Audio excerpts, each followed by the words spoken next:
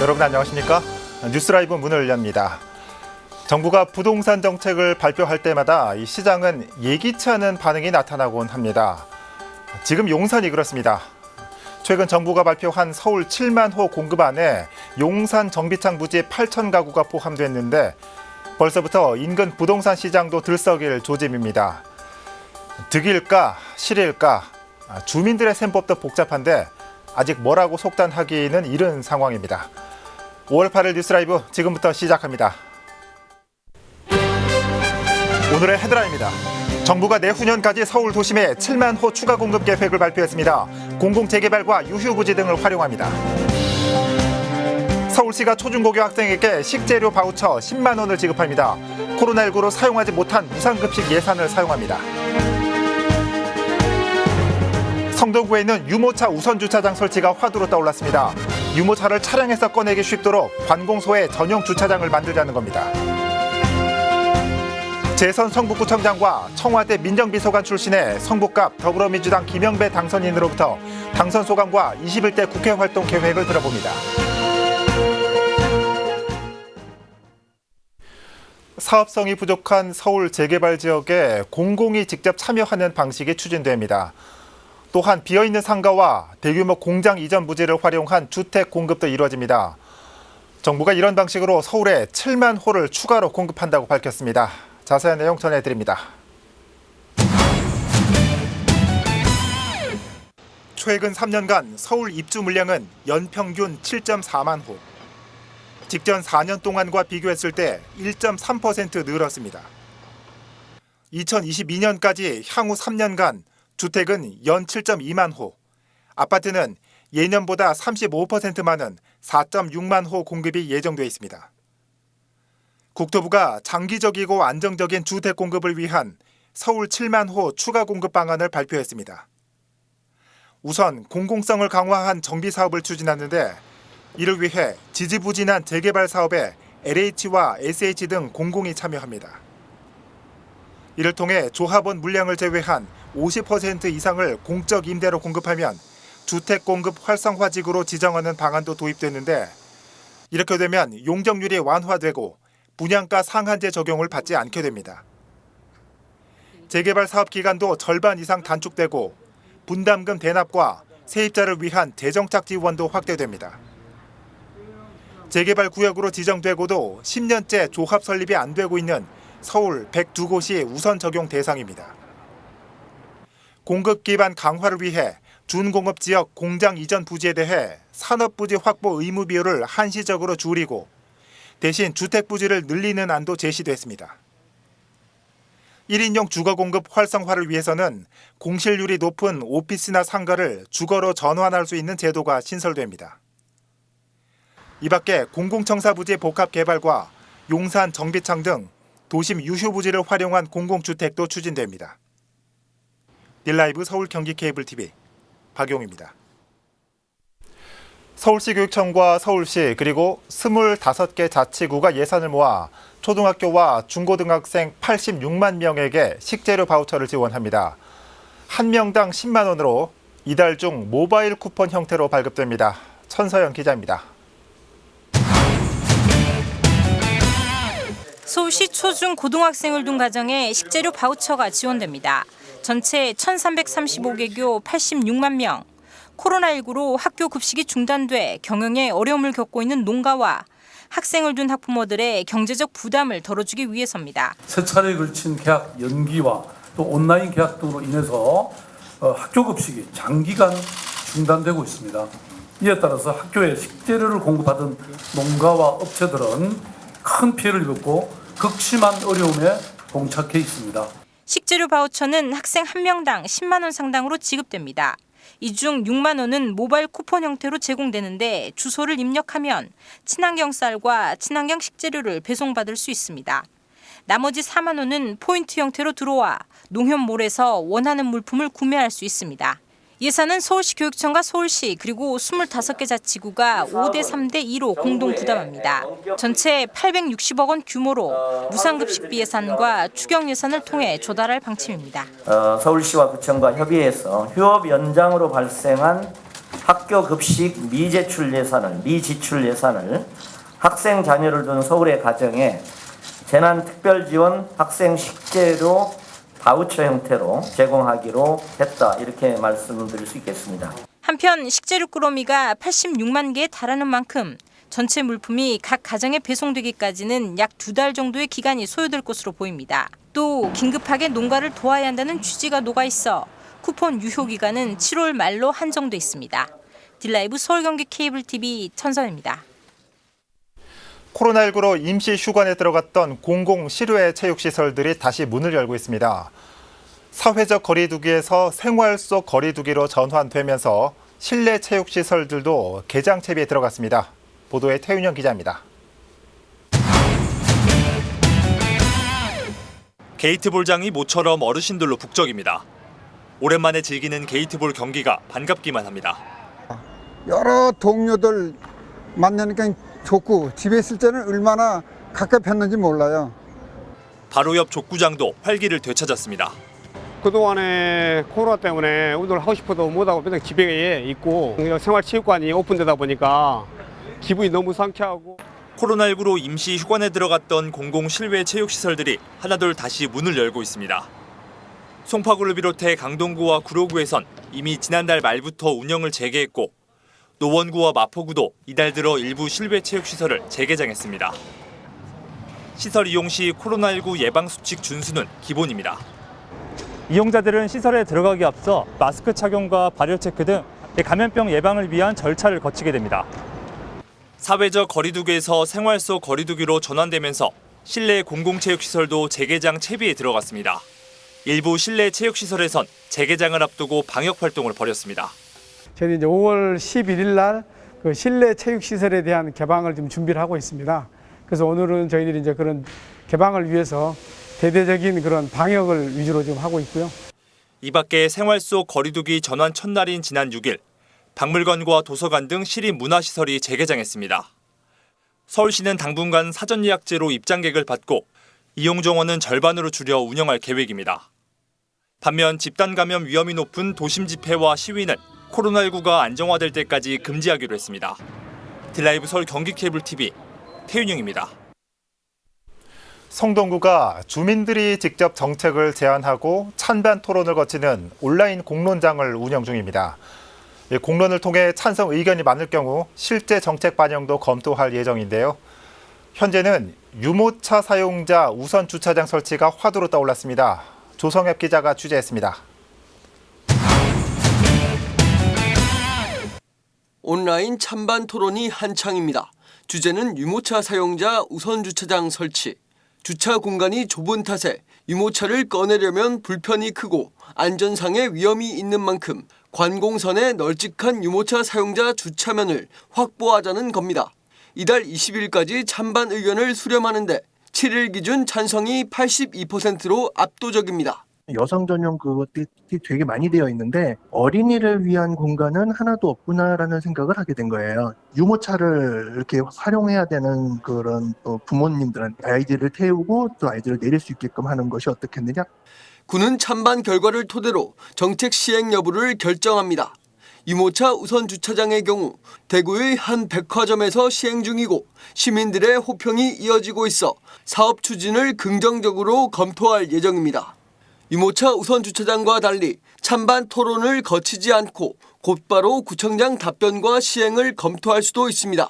성동구민청 내에서 50개 이상의 공감을 얻을 경우입니다. 현재 응봉초 통학로 정비 사업과 공영주차장 배정 방법 개선 등이 50개 이상의 공감을 얻어 정책 입안을 앞두고 있습니다. 굳이 50개가 달리지 않더라도 일상생활 속에 좋은 정책으로 발전될 수 있는 아이디어라고 생각한다면 여론이라든지 그리고 추가되는 그런 의견을 저희가 청취해보고자 이런 온라인 찬반 토론을 하고 있습니다. 이 밖에 쓰레기 해결 방안과 반려동물 놀이터 개설 등 다양한 제안이 진행되는 만큼 구는 관심 있는 주민들의 적극적인 참여를 당부했습니다. 딜라이브 서울경기 케이블 TV 조성엽입니다. 오는 13일이죠. 다음 주 수요일이면 고3 학생들의 등교 수업이 시작됩니다. 이에 맞추어 교육부가 등교 개학 방침을 보완해서 발표했는데요. 어떤 내용이 포함됐는지 취재기자 연결해서 살펴보겠습니다. 태윤영 기자. 네, 보도국입니다. 네, 이 교실 내 에어컨 사용이 가능해졌다고요? 네, 맞습니다. 이 환기가 가능한 상태에서 에어컨을 켤 수 있도록 지침이 보완됐습니다. 앞서 방역당국은 밀폐된 공간에서 감염병이 확산될 수 있다는 이유로 에어컨 가동을 제한했었는데요. 네. 올여름 이른바 찜통교실 우려가 나오자 방역 지침을 수정한 겁니다. 우선 평상시엔 모든 건물의 창문을 항상 열어놓아야 하고 에어컨을 켤 때는 창문의 3분의 1을 개방해야 합니다. 다만 공기청정기 가동은 자제하도록 했습니다. 공기를 순환하는 과정에서 바이러스가 더 확산될 수 있다는 이유에서입니다. 예. 또 매일 아침 학교에 가기 전 자기 건강관리 상태를 학교에 보고해야 합니다. 학생과 교직원들은 등교 일주일 전부터 매일 아침 가정에서 자기 건강관리 상태를 조사한 뒤 학교에 제출해야 합니다. 발열이나 호흡기 증상 등 자가진단 항목 중 하나라도 해당되면 등교할 수 없지만 이 출석은 인정받을 수 있습니다. 네. 어제 발생한 지역 감염 사례 짚고 가보죠. 이 용산구에서 확진자 동선을 공개했다고요? 네, 맞습니다. 어제 0시 기준 나흘 만에 지역 감염 사례가 발생했습니다. 네. 용인에 사는 20대 남성인데요. 용산구 이태원 클럽 등을 방문한 것으로 알려지면서 집단 감염 우려가 커졌습니다. 실제로 용인 확진자와 접촉한 안양거주 30대 남성이 확진 판정을 받았습니다. 용산구는 어제 이들의 동선을 공개했는데요. 1일 8,100번 버스를 타고 이태원동 주점을 찾았고 2일 0시부터 새벽 4시까지는 이태원동 편의점과 클럽, 주점을 잇따라 방문했습니다. 네. 용산구 조사에 따르면 이들과 동시간대 접촉한 인원은 최소 수백 명에 달하는 것으로 알려졌습니다. 용산구는 지난 6일 방문시설에 대한 방역을 마쳤다고도 밝혔습니다. 한편 8일 0시 기준 서울의 누적 확진자 수는 전날 한 명도 발생하지 않아 어제와 같은 637명으로 나타났고 전국 누적 확진자 수는 전날보다 12명 늘어난 1,822명으로 집계됐습니다. 네. 이 중 지역 감염은 1명, 나머지는 해외에서 유입됐습니다. 지금까지 보도국에서 전해드렸습니다. 네, 태윤영 기자 수고했습니다. 코로나19 발생 상황 살펴봤습니다.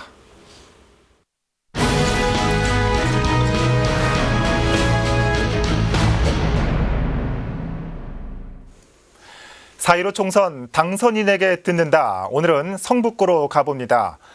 60%의 득표를 기록하며 상대 후보를 여유롭게 따돌린 초선 당선인입니다. 재선구청장에 청와대 비서관 경력까지 성북갑 더불어민주당 김영배 당선인 연결돼 있습니다. 안녕하십니까? 예, 안녕하세요. 네, 자 늦었지만 당선 축하드립니다. 첫 도전에 네, 성공하셨는데 소감 한 말씀 해주시죠. 네, 일단 너무 감사하다는 말씀 드립니다. 너무 많은 표를 주시기도 했고 기대가 있으신 것 같아서 한편으로는 어깨가 무겁기도 합니다. 앞으로 정말 책임 있게 열심히 일하겠다는 말씀 드립니다. 네, 60.9%의 득표율, 이 상대 후보와의 격차가 상당했습니다. 이미 출구 조사에서도 격차가 벌어졌기 때문에 어느 정도 결과를 예측하셨을 것 같은데 어떻습니까? 예, 이기겠다는 생각 정도는 했는데요. 이렇게 표를 많이 주실 거라고는 사실 예상을 못했습니다. 지역에서 키운 일꾼에 대한 그런 특별한 애정과 기대가 있는 거 아닌가 싶어서 더 어깨가 무겁고요. 특별히 180석이라고 하는 거대 여당을 만들어주신 민심도 무서울 만큼 그런 책임감을 사실 갖게 합니다. 네. 자, 지자체장 출신 당선인들과 이 현직 지자체장들이 모여서 정책 모임을 결성했다고 들었습니다. 구체적으로 어떤 네, 활동을 하는 모임이죠? 네, 이제 이름은 자치와 균형이라고 할까 하는데요. 네.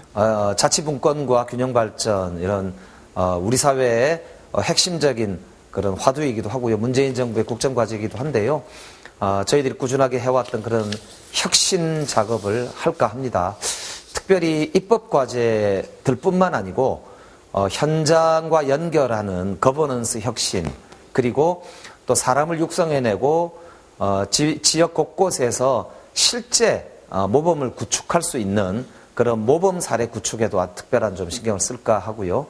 그래서 정책 모임뿐만 아니라 대한민국을 혁신하는 그런 모임으로 발전시킬까 하는 구상을 하고 있고, 아마도 5월 30일경에 첫 이제 모임을 갖고요. 6월 달 안으로는 출범을 할 예정으로 그렇게 있습니다. 많이 좀 응원 좀 해주십시오. 예, 어떤 시너지 효과가 날지 기대를 가지고 지켜보겠습니다. 자, 좀 국회 얘기를 좀 해보도록 하죠. 20대 국회는 동물 국회라고 불리면서 좋은 평을 받지 못했습니다. 초선 의원으로서 이런 오명에서 벗어나기 위해서 이 계획하신 부분도 분명히 있을 것 같습니다. 어떤 국회가 돼야 할까요? 예, 국회가 일하는 국회가 돼야 된다는 것은 뭐 이번 21대 국회의 핵심 아젠다가 됐다고 생각하고요. 네. 더불어서 시민의 목소리를 듣는 국회가 또 돼야 된다고 생각해요. 그러니까 일하는 국회를 위해서는 다양한 지금 방안이 나와 있습니다. 우리 민주당 원내대표 경선 과정에서도 상임위가 뭐 자동으로 열리게 한다거나 아니면 홀수 달에도 상시국회를 열 수 있도록 한다거나 하는 많은 이제 제안들은 나와 있고요. 더불어서 국민투표법과 국민발안제법 그리고 국회의원 소환제를 비롯한 국민의 정치 3법을 제가 제안한 바 있는데 네. 이런 이제 국민들이 통제하는 정치 이런 이제 새로운 입법 과제들도 저는 21대에서 반드시 다뤄야 된다고 생각을 합니다. 특히 이제 촛불혁명 이후에 처음으로 촛불국회라고 할 정도로 국민의 기대가 큰 그런 국회인 만큼 정말 시민의 목소리가 담기고 국민의 열망을 반영하는 국회가 될 수 있도록 최선을 다하겠습니다. 네.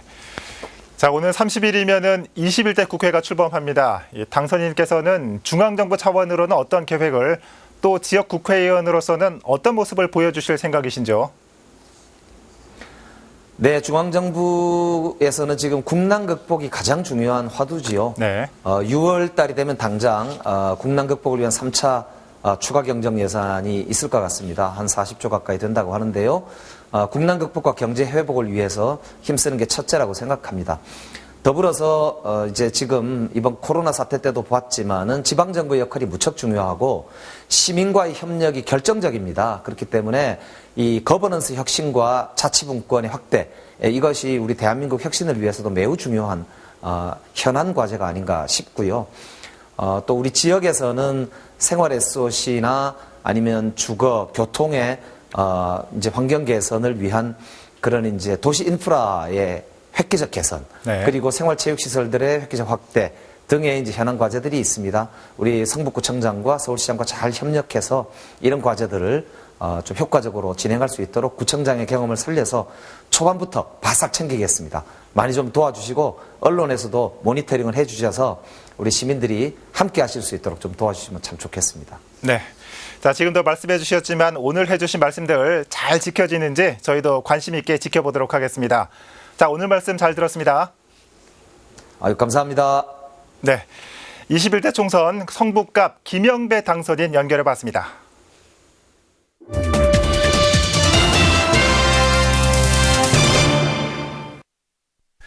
다음 소식입니다. 코로나19 확산세가 조금 둔화하면서 이 전통시장도 조금씩 활기를 찾고 있습니다. 중랑구의 한 전통시장은 최근 새로운 상인 회장을 선출하고 시장이 안고 있는 현안들을 풀어내기 위해 본격적인 행보에 나섰습니다. 자세한 내용 김동훈 기자가 전해드립니다. 중랑구의 대표 전통시장으로 손꼽히는 동원 전통종합시장. 이 시장이 안고 있는 대표 현안 중 하나는 아래쪽에 위치한 동원 전통시장과의 통합입니다. 과거 하나의 시장으로 생성됐지만 10여 년 전 시설 현대화 사업을 기점으로 둘로 나눠졌습니다. 이에 현재 상인회도 둘로 나뉘어 조직돼 있고 정부나 지자체의 효율적인 지원도 어려운 상황입니다. 우리 아래쪽도 저 위에 못지 않게 어느 정도 기반 시설은 돼야 되거든요. 그래야 하나의 시장이 만들어지는 건데 그걸 지금 첫 번째 사업이 이제 그 어닝 사업인데 이 자체를 반대하시는 분들이 계셔서 거기에 지금 벽에 가로막히는 상황이에요. 지금. 최근 새로 취임한 동원 전통 종합시장 상인회장의 우선순위 역시 두 시장의 통합입니다. 4년 전 주도적으로 두 시장 상인들이 함께 참여하는 청년회를 조직해 유대감을 높이는 동시에 통합에 대한 여론도 확산시키고 있습니다. 원래 하나의 시장을 운영을 한다면 정부 정책을 펼치는데도 훨씬 더 쉽고 시장이 훨씬 더 활성화되고 재래시장이 더 좋은 방향으로 나가고 이와 함께 고질적인 문제로 지적돼온 주차 공간 부족도 구청과의 협의를 통해 신속히 이뤄내겠다는 목표입니다. 차 댈 데가 없어서 많이 불평 불만을 이렇게 늘어놓고 가시고 이럽니다. 그래서 저희 재래시장이 활성화 더욱 더 되기 위해서는 주차장이 꼭 필요한 시점이라고 생각합니다. 시장 통합을 필두로 새로운 도약에 나선 동원 전통 종합시장. 앞으로의 행보가 기대되고 있습니다. 딜라이브 서울 경기 케이블 TV 김동훈입니다. 이슬람 교도인인 무슬림이 먹고 쓸 수 있는 제품을 할랄이라고 합니다. 아랍어로 허용된 것이라는 뜻을 갖고 있다고 하는데요. 용산구 이태원에 할랄 음식 문화거리가 생깁니다. 이재용 기자입니다. 한국 이슬람교 총본산 이슬람 중앙성원입니다. 이 주변엔 할랄 식당과 식료품 가게만 50여 곳에 달합니다. 용산구는 오는 10월 31일까지 이 일대를 이태원 할랄 음식 문화거리로 조성할 계획입니다. 무슬림 관광객과 내국인 방문객을 유치해 지역 경제의 활력을 불어넣겠다는 취지입니다. 문화거리의 공사 구간은 이태원 119 안전센터에서 서울 보강초등학교를 거쳐 한남동 장미 아파트까지 총 500m입니다. 우사단로 좌우측 보도가 기존 2m에서 0.5m 더 확장되면서 인근 전신주는 차도 쪽으로 이전될 예정입니다. 또 차도 정비와 더불어 빗물바지가 재설치되고 가로등과 보안 등을 비롯해 노후 하수관 등도 개량됩니다. 도로 자체가 20년 이상 된 부분들이 많습니다. 걷기 어려운 부분이 생기세요. 그러니까 노약자들이라든지 유모차라든지 기존보다는 많은 분들이 용산구 일대를 더 찾아주실 거라고 저희가 보고 있습니다. 이태원 할랄 음식 문화거리 조성 사업은 오는 11일부터 공사를 시작할 예정입니다. 딜라이브 서울 경기 케이블 TV 이재용입니다.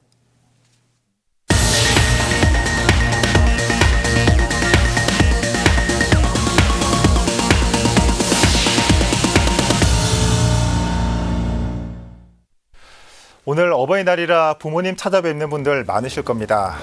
그런데 부모님이 요양병원에 계신 분들은 면회조차 쉽지 않은 상황입니다. 요즘 산후조리원에서도 아이 보는 것조차 쉽지 않다고 하죠. 얼굴 보고 얘기 나눌 수 있는 몰랐던 일상의 소중함을 느끼는 가정의 달입니다. 뉴스라이브 마칩니다. 시청해 주셔서 고맙습니다.